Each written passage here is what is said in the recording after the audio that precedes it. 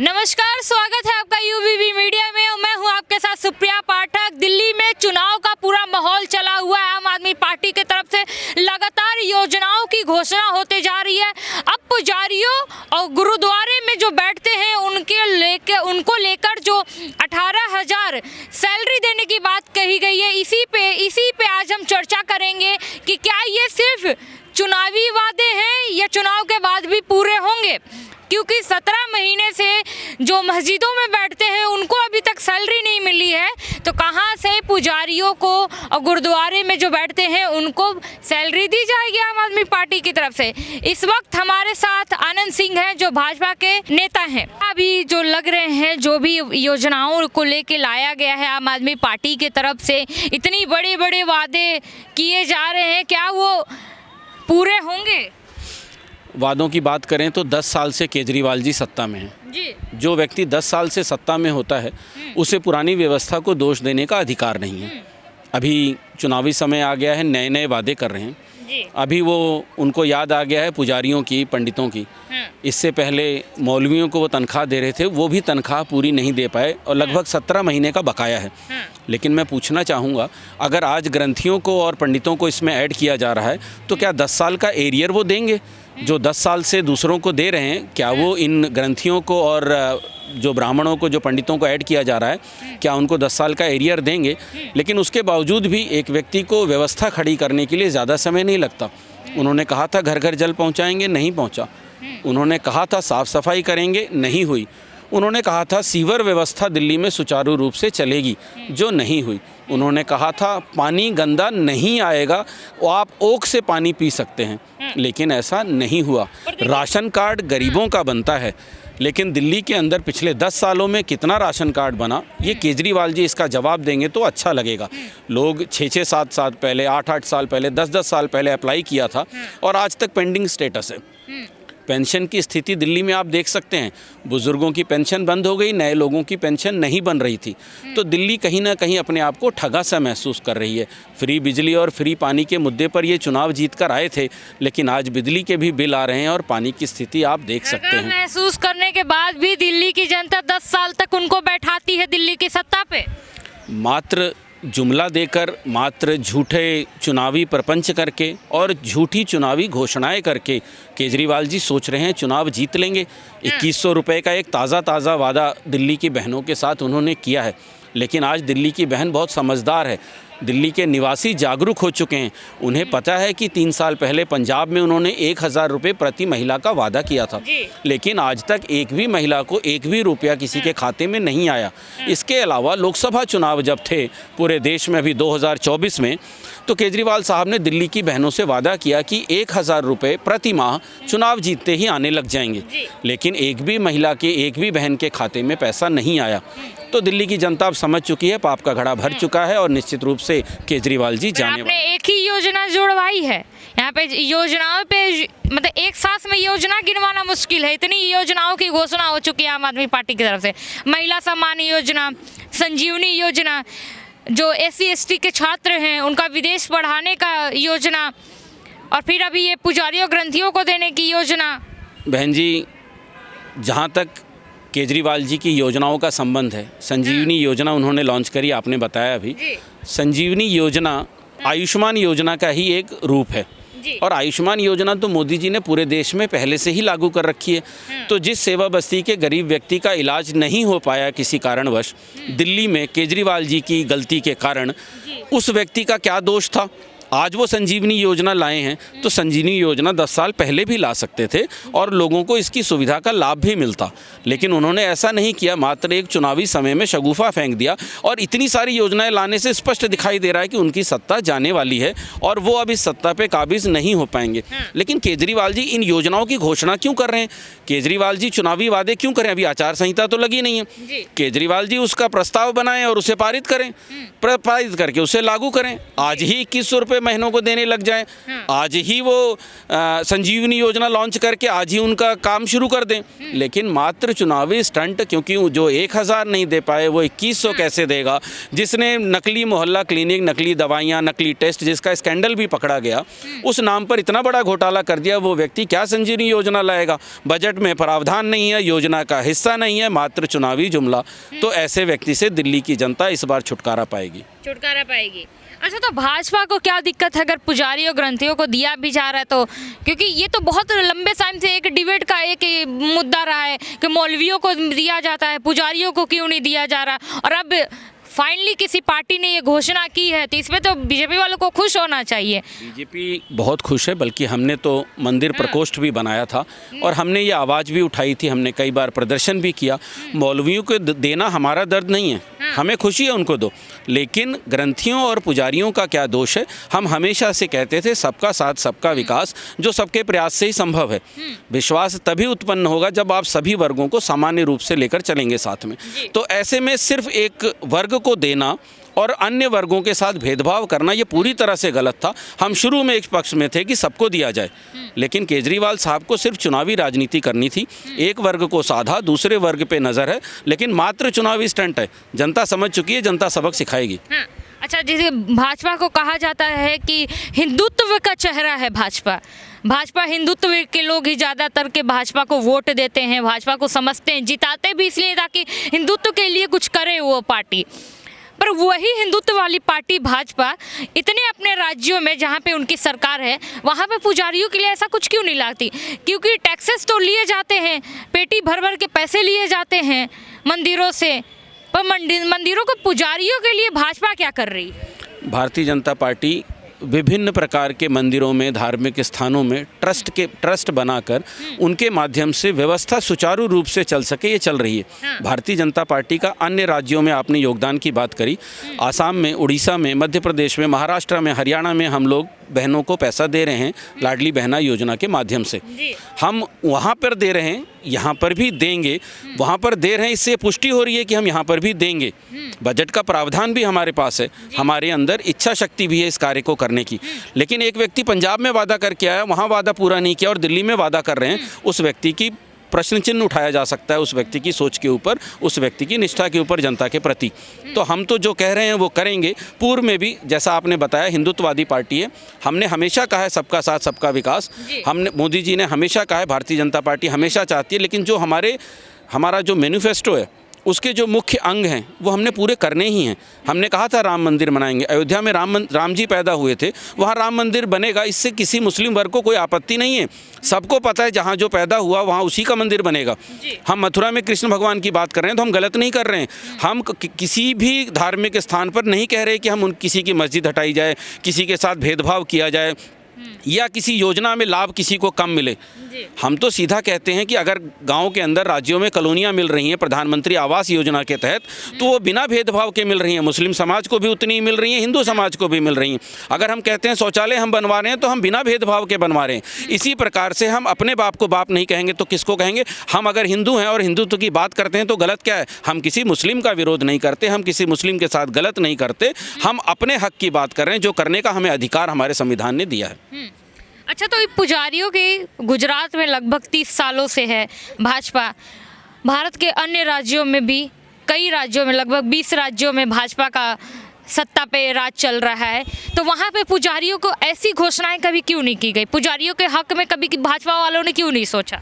गुजरात के अंदर आप विभिन्न मंदिरों में जाएंगे तो वहाँ ट्रस्ट है, बड़े बड़े ट्रस्ट बने हुए हैं और वो ट्रस्ट जो है अपने पुजारियों को बराबर सैलरी दे रहे हैं। उनके सुख दुख का पूरा ख्याल रखा जाता है, उनके तरह विभिन्न प्रकार के फंड्स भी हैं। तो ऐसा नहीं है कि वहाँ पर ये योजना नहीं चल रही है, लेकिन दिल्ली में ऐसी व्यवस्था नहीं है। हम 27 साल से सत्ता में नहीं है, इसलिए दिल्ली का वहाँ के आंकड़े के हिसाब से उसकी तुलना करना वो गलत होगा। दिल्ली के अंदर निश्चित रूप से जिन योजनाओं के बारे में सरकार बात कर रही है, आज हम अपने मैनिफेस्टो में जल्दी घोषणा करने वाले हैं, उन सभी मुद्दों के ऊपर हम दिल्ली के अंदर जो जनता की मांगे हैं या जो हम कह रहे हैं उन सबको हम पूरा करेंगे। उसके अंदर किसी भी प्रकार का भेदभाव नहीं होगा। लेकिन 27 साल से हम सत्ता में नहीं हैं, तो निश्चित रूप से ये योजना या तो कांग्रेस ने बनाई है या आम आदमी पार्टी ने बनाई है। हम तो सिर्फ उन योजनाओं को पूरा करने की बात उनसे कर रहे हैं जो उन्होंने नहीं किया। देखिए, अरविंद केजरीवाल जी ने ये भी कहा है कि इतनी हिम्मत किसी पार्टी में नहीं है कि पुजारियों ग्रंथियों के लिए इतना कुछ सोच सके या कर सके। अगर कोई कर सकता है तो वो है सिर्फ आम आदमी पार्टी। इस पे क्या? बिल्कुल सही कह रहे हैं वो। इतनी सफाई से झूठ कोई बोल ही नहीं सकता है। अच्छा, मुझे लगा आप तारीफ कर रहे हैं। इतना छल कपट किसी और के अंदर है ही नहीं। वो जो कहते हैं वही तो वो करते हैं। उन्होंने 2013 में कहा था मैं सरकार नहीं बनाऊंगा, समर्थन नहीं लूंगा कांग्रेस से। समर्थन ले लिया, सरकार बना ली। 2015 में उन्होंने कहा था सुख सुविधाएं नहीं लेंगे, उन्होंने ले ली। 2020 में उन्होंने कहा था कि पीछे मेरे से गलती हो गई, मैं पानी की व्यवस्था नहीं ठीक कर पाया, सीवर की व्यवस्था ठीक नहीं कर पाया, इंफ्रास्ट्रक्चर को ठीक नहीं कर पाया, डेवलपमेंट्स के काम नहीं कर पाया, लेकिन मैं गलती मान रहा हूँ, आगे मैं कर लूँगा। आज भी गंदा पानी आता है, आज भी सीवर जाम है, आज भी किसी प्रकार के सुख सुविधा नहीं है, गंदगी चारों तरफ पड़ी हुई है। इनके जो काम हैं वो ये नहीं करना चाहते, बल्कि अन्य कामों की बात करते हैं, मुद्दों से भटकाते हैं जनता को। बोल तो रहे हैं कि 5 साल और दे दीजिए, कर देंगे, हमें पता है कि हमसे गलती हुई है, गलती भी अपनी मान रहे। इतनी भी हिम्मत किसी और पार्टी में नहीं। एक विधायक को 1 साल में काम करने के लिए 10 करोड़ मिलता है। अब तो 14-15 करोड़ हो चुका है, लेकिन 10 करोड़ तो पहले से मिलता आ रहा है। 10 करोड़ 1 साल का, तो 10 साल का 100 करोड़। एक विधानसभा में 100 करोड़ रुपए केजरीवाल जी ने खर्चने थे। इस विधानसभा में जहां हम खड़े हैं, यहाँ के विधायक जी 20 करोड़, 15 करोड़, 10 करोड़ भी गिना दें तो उनके पसीने आ जाएंगे। मात्र कागज़ों में काम करना और जो सुविधाएं हैं वो जनता तक ना पहुँच पाएँ, ये बहुत बड़ा क्राइम है। केजरीवाल साहब बातें बहुत बड़ी बड़ी करते हैं, जिसको डिलीवर करने में 10 साल नहीं कर पाए वो डिलीवर, वो आगे क्या करेंगे जनता उनसे ज़रूर ये जानना चाहेगी। वहीं मोदी साहब हैं, 2014 में सत्ता में आए, जो कहते गए वो करते गए। आज कौन सा ऐसा नहीं है, विदेश से लेकर देश में, बाहरी सुरक्षा से लेकर आंतरिक सुरक्षा, औद्योगिक विकास से लेकर क्षेत्रीय विकास, ग्रामीण विकास से लेकर वन विकास, मतलब हर क्षेत्र में मोदी जी काम कर सकते हैं। और वहीं पर केजरीवाल जो है वो सिर्फ बातें करते हैं। पर बहुत आरोप आम आदमी पार्टी के भाजपा पे ये भी आरोप में से एक है कि भाजपा ने काम नहीं करने दिया है हमें। सेंट्रल में बैठ के दिल्ली में हुकूमत चलाती है और हमें काम ही नहीं करने दे रही, तो हम जनता की सेवा कैसे करेंगे? हमने तो नहीं रोका। उन्होंने लोकसभा में कहा था 1000 रुपये प्रति महिला को चुनाव खत्म होते ही देना शुरू करेंगे। हमने तो नहीं रोका। वो जल बोर्ड इंडिपेंडेंटली उनके पास है, वो सीवर व्यवस्था को दिल्ली के ठीक कर सकते थे, पानी की व्यवस्था भी उनके पास है, ठीक कर सकते थे। एमसीडी में भी वो आ गए हैं, वो साफ सफाई भी ठीक कर सकते थे, भ्रष्टाचार पे लगाम लगा सकते थे। उन्होंने मार्शलों की तनख्वाह नहीं दी, जो युवा साथी उन्होंने बसों में लगाए थे, हमारे अलग अलग दफ्तरों में लगाए थे, अलग अलग संस्थानों में लगे थे, उन सबको नौकरी से निकाल दिया। इसी प्रकार से लेबर्स का पैसा जो जमा होता है, दिहाड़ी मजदूरी करने वाले लेबर का, कंस्ट्रक्शन में काम करने वाले, उस पैसे का भी दुरुपयोग हो गया। तो देश के अंदर एक अपने प्रकार से दिल्ली की सरकार एक मिसाल कायम कर रही है भ्रष्टाचार में भी। शराब घोटाले को तो दुनिया जानती है। शराब घोटाले में उन्होंने भेजवाया था ना जेल। आम आदमी पार्टी बोलती है कि अरविंद केजरीवाल के कामों से डर गई थी। और शराब घोटाला भाजपा ने नहीं कहा था उनको करने के लिए। अगर उन्होंने नियम सारे तोड़ दिए, एक नियम बना था जिसे शराब नीति बोलते हैं, उसके तहत स्कूल, कॉलेज, मंदिर, मस्जिद, गुरुद्वारा या अस्पताल के आसपास 100 मीटर के दायरे में शराब का ठेका नहीं खुलता है। ऐसा इसलिए किया गया था ताकि इस व्यवस्था को, जो देश के अंदर एक मर्यादा की व्यवस्था है, जो अनुशासन की व्यवस्था है, वो खराब ना की जाए। लेकिन मात्र एक कमरे में बैठ के शराब कंपनियों के साथ ठेके पे बातचीत करके कि तुम हमें इतने रुपए दे दो, हम तुम्हें जो नियम चाहे तोड़ सकते हो। आज उन्होंने, केजरीवाल साहब ने तो पास किया कि स्कूल कॉलेज के बगल भीड़ होती है, मंदिर के बगल भीड़ होती है, अस्पताल के बगल भीड़ होती है, तो यहीं पर ठेका खुल जाए। महिलाओं के लिए पिंक ठेका, क्या सनातन हमें ये सिखाता है कि हम अपनी महिला को ठेके भेजें? अधिकार सबको है, लेकिन हम ऐसा करें, पहल ऐसी करें। तो केजरीवाल साहब ने ये सारी व्यवस्थाएं जो खराब करी, उसके अंदर इतना बड़ा भ्रष्टाचार किया।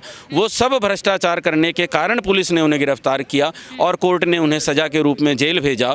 इसके अंदर भाजपा पर इल्ज़ाम लगाना गलत है। भाजपा एक सरकार चला रही है जिसे केंद्र सरकार बोलते हैं, वो उसकी व्यवस्थाएं अलग अलग विभाग देखता है। जिस विभाग में कोई गलती किसी व्यक्ति की पकड़ी जाएगी, उसको सज़ा मिलेगी और कोर्ट उसका निर्णय करेगा। अच्छा, अरविंद केजरीवाल जी का ये भी कहना है कि मैं सबसे ईमानदार नेता हूँ, सबसे ईमानदार मेरी पार्टी है आम आदमी पार्टी, और मैं जो बोलता हूँ डंके की चोट पे बोलता हूँ और झूठ तो मैं बोलता ही नहीं हूँ। अब तो इतना काफ़ी नहीं था तो अवध ओझा ने भी बोल दिया कि भगवान श्री कृष्ण के अवतार है अरविंद केजरीवाल जी। इस पर क्या कहेंगे? भगवान श्री कृष्ण के अवतार हैं और मथुरा में मंदिर बनने का विरोध कर रहे हैं जहाँ पर भगवान कृष्ण पैदा हुए। भगवान कृष्ण प्रभु श्री राम के रूप हैं और उन प्रभु श्री राम या मर्यादा पुरुषोत्तम भगवान श्री राम की जन्मस्थली पर वो कहते हैं लाइब्रेरी या पुस्तकालय या अस्पताल बनवा दो।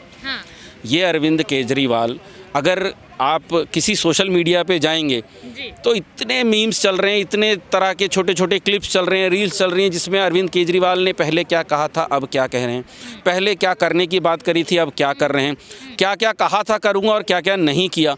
इसके बारे में एक पूरी लिस्ट है, अगर मैं गिनाने लग जाऊँगा तो सैकड़ों ऐसे मुद्दे हैं जो उन्होंने कहा था लेकिन बाद में पलट गए। जो उन्होंने कहा था नहीं करूँगा, नहीं लूँगा, व्यवस्था का हिस्सा नहीं बनूँगा, सबके बन गए।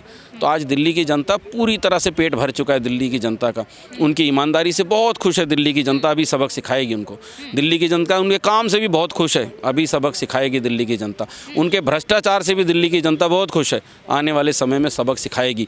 इतनी खुश है कि आप जब ये रिज़ल्ट आएगा तो आप देखिएगा, आप दोबारा मेरे से मिलिएगा। भारतीय जनता पार्टी की सरकार बनने वाली है और जहाँ तक सेवा बस्तियों का सवाल है, जहाँ केजरीवाल जी बड़ा दम भरते थे, उनका भी पेट पूरी तरह से भर चुका है। चलिए आखिरी सवाल के साथ ख़त्म करते हैं इस बात को। कहा जा रहा है कि भाजपा के पास कोई ना चेहरा है और हमें दिख भी रहा है कि भाजपा ज़्यादा जिस एक्टिवनेस के साथ जो आम आदमी पार्टी एक्टिव हो रखी है पूरे इलेक्शन को लेके, भाजपा कहीं भी दूर दूर तक नहीं दिख रही है, ना कांग्रेस दिख रही है, ना एक्टिव है। साथ में एक्टिव नहीं है तो आम आदमी पार्टी के सवाल भी ऊपर आ रहे हैं कि ना कोई चेहरा है, ना कोई प्लान है, 10 साल में कुछ किए नहीं है। किस मुद्दों पर लड़ेंगे दिल्ली इलेक्शन? देखो, चेहरा तो भारतीय जनता पार्टी के पास नहीं है, ये बात बोलना पूरी तरह से गलत है। 70 विधायक दिल्ली में चुनाव लड़ने वाले हैं और 70 प्रत्याशी आम आदमी पार्टी ने घोषित किए हैं, हम भी घोषित करने वाले हैं, कांग्रेस भी घोषित करने वाली है। इन 70 चेहरों पर चुनाव लड़ा जाता है। अरविंद केजरीवाल आम आदमी पार्टी का चेहरा नहीं रहे, भ्रष्टाचार के मुद्दे पे जेल चले गए, मुख्यमंत्री पद त्यागना पड़ा, आतिशी जी को मुख्यमंत्री बनाना पड़ा। तो एक भ्रष्टाचारी जो है किसी प्रकार से पब्लिक का चेहरा नहीं हो सकता। तो अब वो पब्लिक का चेहरा नहीं बचे, उनके 70 प्रत्याशी मैदान में हैं, हमारे 70 प्रत्याशी आने वाले हैं। हमारा नेतृत्व तो बहुत मजबूत है, दिल्ली में एक से एक नेता हमारे पास हैं। केंद्र में तो आपको पता ही होगा दुनिया भर का हमारा बड़ा नेतृत्व है, लेकिन दिल्ली में भी हमारे पास बहुत बड़ा नेतृत्व है। वीरेंद्र सचदेवा जी के नेतृत्व में, हमारे इस क्षेत्र से बांसुरी जी के नेतृत्व में हम लोग निश्चित रूप से बड़ी कड़ी टक्कर देने जा रहे हैं और पूरी तरह से बहुमत हमें मिलेगा और हम सत्ता में आएंगे। एक और सवाल ये भी बोला जा रहा है कि कांग्रेस और भाजपा इस बार दिल्ली में एक हो गई है, ये कौन सा मामला नया, मतलब कुछ अंदर इनसाइड कुछ न्यूज़ है? देखो, ये ए टीम बी टीम तो आम आदमी पार्टी और कांग्रेस है।